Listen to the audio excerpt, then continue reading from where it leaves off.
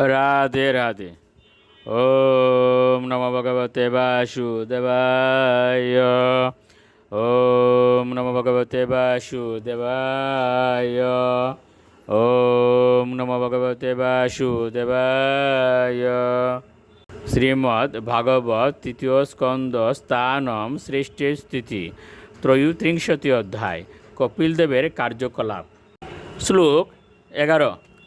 শ্রদ্ধৎস এতৎমতম ময়ম দুষ্টম যদ্ব্রহ্মবাদিবীয় येन মাম বয়ম ইয়ায়া মৃত্যুম মৃত্যন্তি অতদ্বিদ। অনুবাদ: এ মাতো, যারাই প্রকৃত অধ্যাত্মবাদী তারা আপনাকে প্রদত্ত আমার এই উপদেশ অনুসরণ করেন। আপনি নিশ্চিতভাবে জেনে রাখতে পারেন যে আত্মোপলব্ধির এই পন্থা আপনি যদি সম্পূর্ণভাবে অনুসরণ করেন তাহলে আপনি নিশ্চিতভাবে ভয়ঙ্কর জড়জাগতিক কলুষ থেকে মুক্ত হয়ে আমাকে প্রাপ্ত হবেন। মাতো, যারা এই ভগবদ্ভক্তি সম্বন্ধে অনভিজ্ঞ তারা কখনোই জন্মমৃত্যুর চক্র থেকে উদ্ধার লাভ করতে পারে না। শ্লোক 12। মৈত্রেয় উবাচ ইতি প্রদর্শ্য ভগবান সতীং তামাত্মনুগতিং সমাত্রা ব্রহ্মবাদিনা কপিল অনুমতো ইয়ো।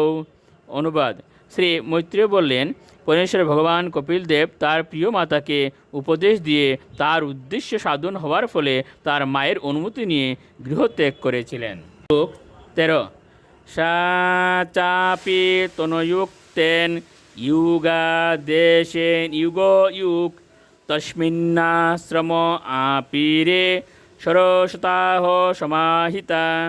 অনুবাদ: দেবতীও তার পুত্রের দ্বারা উপদিষ্ট হয়ে সেই আশ্রমে ভক্তিযুগ অনুশীলন করতে শুরু করলেন।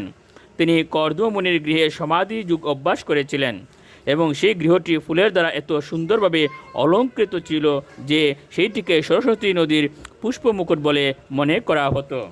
শ্লোক 14।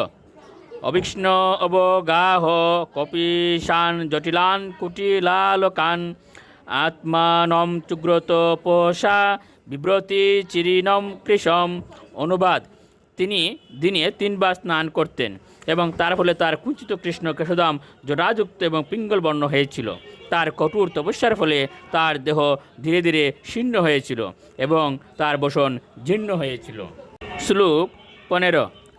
প্রজাপতেয় কর্দমৈশ্য তপয়ুগ বিজৃম্বিতম স্বগারস্থ মৌনোপমম পার্থম বৈমানিকৈরপি।